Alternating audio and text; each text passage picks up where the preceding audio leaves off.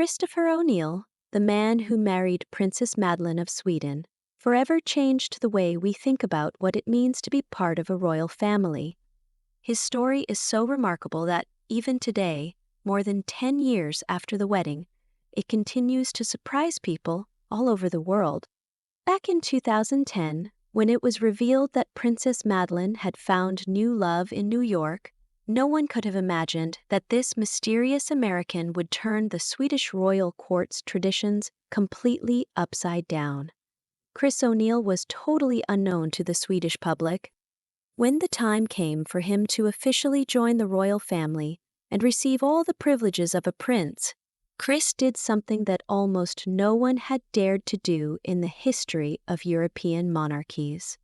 He outright refused the title. Not out of pride, not on principle, but for purely practical reasons that made many people reconsider their views on modern royal life.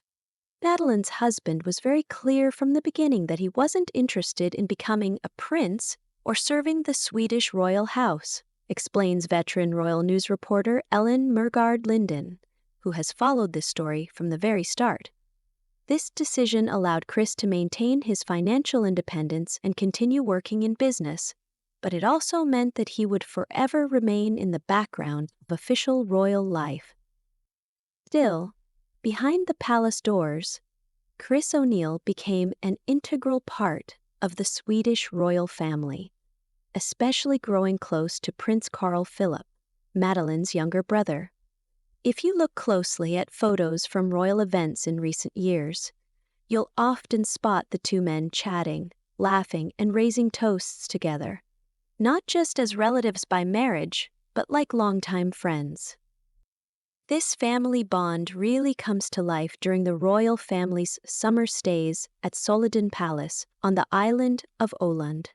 It's there, far away from cameras and strict protocol, that Chris has found his place within Swedish royal traditions. He's openly expressed his love for the island, saying how he starts each day with a game of tennis, either with Madeleine or Carl Philip, and then heads down to the family's boathouse with the children for a swim, which he calls one of life's greatest pleasures. It could be Madeleine or Carl Philip. I also have a professional tennis coach from Borgholm who comes out and runs sessions with me. Then we usually go down to the boathouse with the kids and just go swimming. I absolutely love swimming with the kids, Chris says, painting the picture of a man who has found real happiness in the simple joys of family life. The Oland summers also reveal another side of Chris, his genuine admiration for the Swedish way of life. He talks enthusiastically about the palace's strawberry and raspberry gardens, about the horses his daughter Leonore adores, and about the precious time spent with Grandpa King and Grandma Sylvia. These moments show a man who, even though he stepped away from royal duties, has fully embraced the warmth of Swedish family traditions. Chris's background helps explain his drive for independence. Raised by a father who believed in hard work and self-reliance, Chris spent his summer breaks working at his father's golf resort in Florida, doing everything from washing golf carts to landscaping. There was never any talk of just lying on a beach and relaxing, and if I ever tried to go that route, my dad made sure every penny I spent was money I earned myself, Chris recalls. That kind of upbringing gave him a strong work ethic, which later influenced his decision to maintain his business career even after marrying into royalty.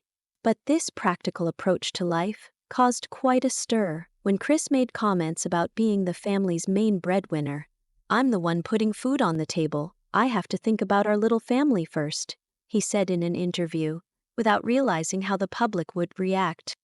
The couple's choices when it comes to naming their children reflect the delicate balance they strike between Swedish royal traditions and Chris's American heritage. Their eldest daughter, Princess Leonore, has the middle names Lilian and Maria.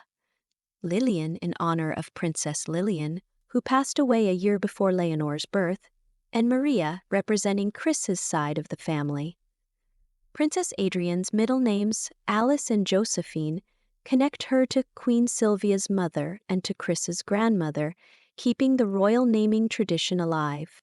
Perhaps the most personal touch is found in the name of their son, Prince Nicholas, which reveals Chris's own deep contribution to the family's naming traditions. Nicholas was actually Chris's own first name for the first 24 hours of his life, until his father changed it to Christopher. By naming their son Nicola Paul Gustav, Chris honored both his late father, Paul O'Neill, who passed away in 2004, and the Swedish royal tradition. This name choice speaks to the lasting emotions Chris holds for his father, whom Madeleine and the children sadly never had the chance to meet. When Princess Leonor was born, the issue of surnames presented an interesting legal puzzle. Swedish law doesn't allow double surnames, but diplomatic documents listed her name as Bernadotte O'Neill.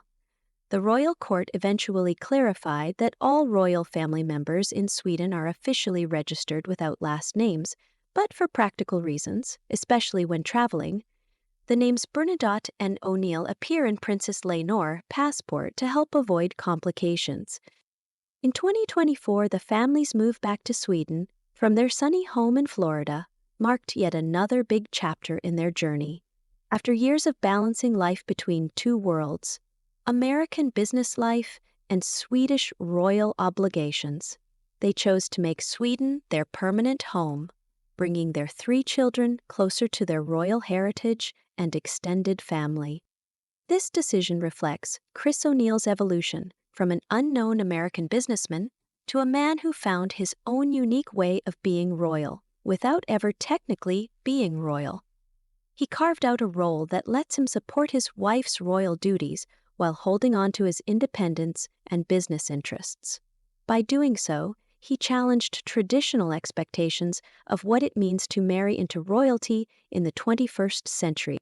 Today, as he continues to navigate his unique place in the Swedish royal family, Chris O'Neill remains a fascinating figure, one who chose authenticity over tradition, independence over titles, and family over formality.